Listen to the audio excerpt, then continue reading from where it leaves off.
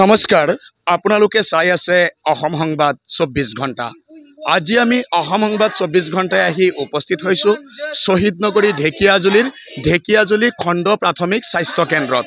আৰু ঢেকিয়াজুলি খণ্ড প্ৰাথমিক স্বাস্থ্য কেন্দ্ৰত আজি NHM কৰ্মচাৰীসকলে কৰ্মবিৰতি পালন কৰি প্ৰতিবাদ সাব্যস্ত কৰিছে। তেখেতলোকে ৪ দফীয়া দাবীৰে এই প্ৰতিবাদ সাব্যস্ত কৰিছে। আমি দেখুৱাই আছোঁ সামগ্ৰিক পৰিৱেশ। এনেদৰেই আজি কৰ্মবিৰতি পালন কৰি NHM কৰ্মচাৰীসকলে তেখেতলোকে প্ৰতিবাদ সাব্যস্ত কৰিছে আৰু ৪ দফীয়া দাবী উত্থাপন কৰিছে।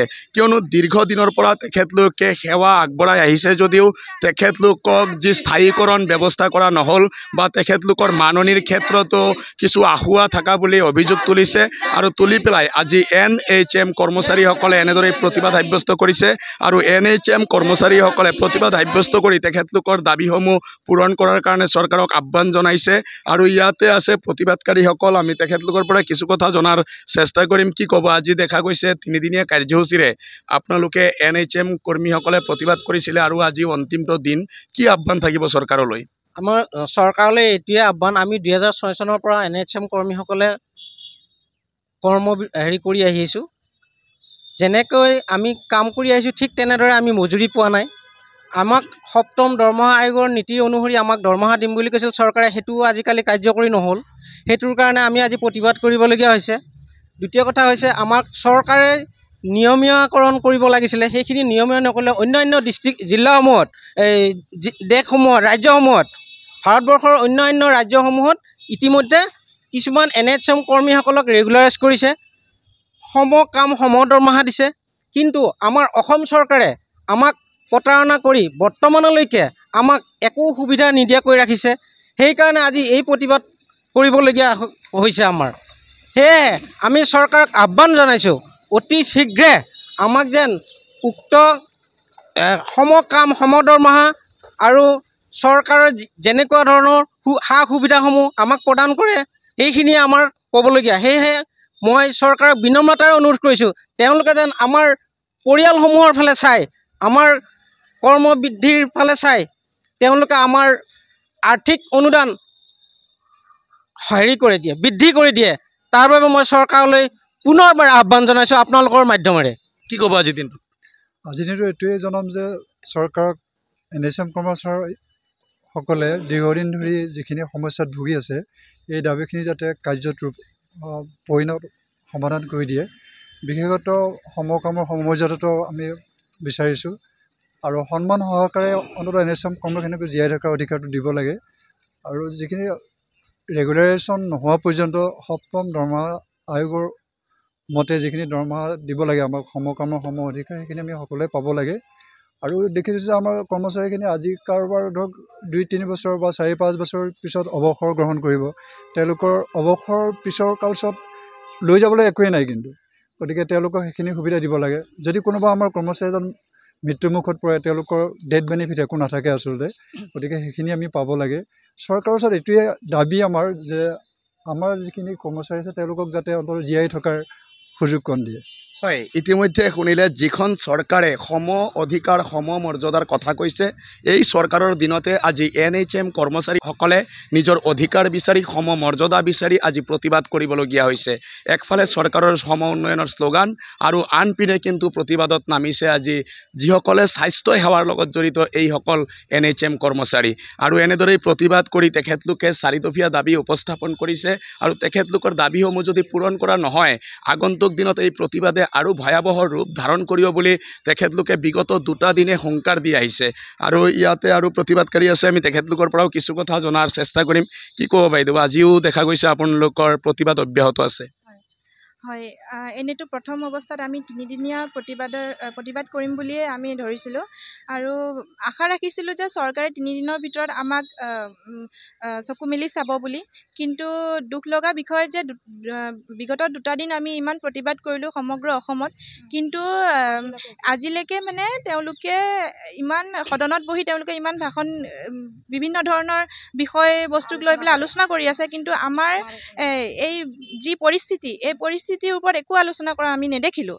এইটো বিৰাট দুখ লগা বিষয়, কাৰণ এনেকুৱাতো নহয় যে তেওঁলোকে গান্ধীবাদী ৰুল ফ'ল' কৰিছে, বেয়া নুশুনো, বেয়া নকওঁ বা বেয়া কথা নাচাওঁ, সেনেকুৱাতো নহয়। আমি বেয়াটো একো কৰি থকা নাই, নহয় জানো? আমিতো বেয়াটো কৰি থকা নাই। আমি ৰুলছ ক্ৰাইটেৰিয়া মানি পেলাই আমি আমাৰ যিখিনি ডিমাণ্ডছ আছে এইখিনি চৰকাৰৰ আগত আমি দাঙি ধৰিছোঁ। গতিকে তেওঁলোকে আমাৰ কথাখিনি শুনিবও লাগিছিলে, চাবও লাগিছিলে আৰু সেইখিনি কথা তাত আলোচনা কৰিবও লাগিছিলে। ৰুলিং গভৰ্ণমেণ্টে বাৰু আমাক গুৰুত্ব নাই দিয়া, কিন্তু অপজিশ্যন পাৰ্টীয়ে কি কৰি আছে? তেওঁলোকেতো সমস্যাবোৰ দেখিছে, নহয় জানো? আমাৰ NHM কৰ্মীয়ে দুদিন ধৰি পেলাই আজি 3 দিনীয়া কাৰ্যসূচীত উপনীত হ'লোহি, কিন্তু ৰুলিং পাৰ্টীয়েও এজনেও মাত মাতা নাই। মানে কি হৈ আছে এইবিলাক? গতিকে মই বিচাৰোঁ তেওঁলোকে আমাৰ হৈ পেলাই মাত মাতক। প্ৰব্লেমছ হৈ আছে যিহেতুকে অসমত, সেইখিনি আলোচনা কৰক, তেতিয়াহে চলিউশ্যন ওলাব। হয়, ইতিমধ্যে শুনিলে এক গুৰুতৰ অভিযোগ উঠিছে বিৰোধীৰ ওপৰতো, কিয়নো যি চৰকাৰ চলিছে এই চৰকাৰে তেখেতলোকৰ সমস্যাৰ প্ৰতি কোনো ধৰণৰ নজৰ দিয়া নাই বুলি তেখেতলোকে প্ৰতিবাদ কৰিছে।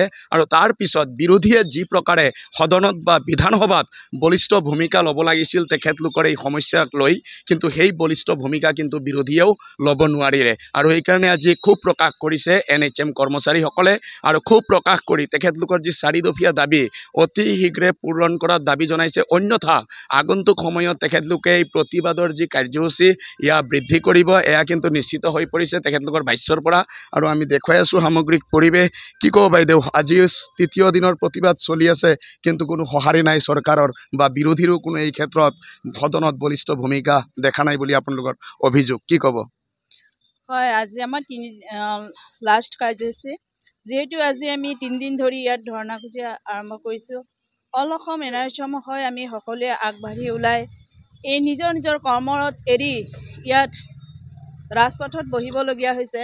এটাই দুখ লাগে, যিহেতু চৰকাৰে আমাক যিবিলাক দিব লাগিছিল, যেনেকুৱা ধৰক একেটা টেবুলত বহি লগৰজনীয়ে যদি আমাতকৈ ডাবুল দৰমহা পায়, আমি কিঞ্চিত দৰমহাৰে আমি ডিউটি কৰোঁ, একে কাম একে ৰিপৰ্ট দিওঁ, তথাপি আমাৰ বেতনখিনি পৃথক। সেয়েহে আমাৰ দাবী সমকামৰ মৰ্যাদা বিচাৰি এই আন্দোলন আমি আজি কৰিব ওলাইছোঁ। আৰু বিগত 3 দিন ধৰি যিহেতু আমি একো যদি ফলাফল লাভ নকৰোঁ, তেনেহ'লে ইয়াৰ পৰা আমি বেলেগ ব্যৱস্থা ল'বলৈ বাধ্য হ'ম। হয়, ইতিমধ্যে শুনিলে আন্দোলনৰ বা প্ৰতিবাদৰ ভাষা সলনি হ'ব পাৰে, ৰূপ সলনি হ'ব পাৰে, তাকে আজি তেখেতলোকে ইংগিত দিছে। কিয়নো বিগত 3 দিন ধৰি তেখেতলোকে প্ৰতিবাদ অব্যাহত ৰাখিছিলে আৰু আশা কৰিছিলে যে চৰকাৰ পক্ষৰ পৰা তেখেতলোকক কিছু সঁহাৰি দিয়া হ'ব বা তেখেতলোকৰ সমস্যাৰ বুজ লোৱা হ'ব, কিন্তু এতিয়ালৈকে এই NHM কৰ্মচাৰীসকলৰ সমস্যাৰ কোনো বুজ লোৱা নাই চৰকাৰী পক্ষই। আনকি বিৰোধী পক্ষইও সদনত যেনেকৈ গৰজি উঠিব লাগিছিল NHM কৰ্মচাৰীৰ সমস্যাক লৈ সেয়াও কৰা নাই বুলি আজি তেখেতলোকে অভিযোগ উত্থাপন কৰিছে। আৰু আমি দেখুৱাই আছোঁ সামগ্ৰিক পৰিৱেশ এয়া হৈছে শ্বহীদ নগৰী ঢেকীয়াজুলি খণ্ড প্ৰাথমিক স্বাস্থ্যকেন্দ্ৰৰ চৌহদৰ দৃশ্য।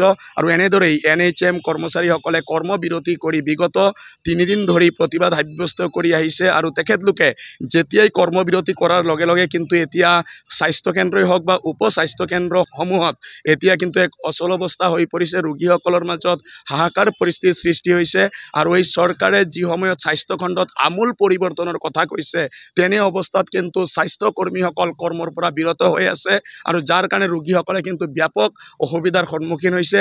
এয়া কিন্তু আজি লাখটকীয়া প্ৰশ্ন হৈ পৰিছে। আৰু আমি দেখুৱালোঁ সামগ্ৰিক পৰিৱেশ। আমিও আশা কৰোঁ নিশ্চয় এইসকল NHM কৰ্মচাৰীৰ পক্ষে চৰকাৰে এষাৰ মাত মাতিব, আৰু বিৰোধীয়েও এই ক্ষেত্ৰত তেখেতলোকৰ যি অধিকাৰ পোৱাৰ ক্ষেত্ৰত যি ধৰণে ভূমিকা ল'ব লাগে, তেখেতলোকে যি দাবী কৰিছে যে বিৰোধীয়ে আমাৰ কথাখিনি সদনত উপস্থাপন কৰিব লাগিছিল, তেখেতলোকেও সুমতি উদয় হ'ব বা তেখেতলোকে এই কথাখিনি সদনত উপস্থাপন কৰিব।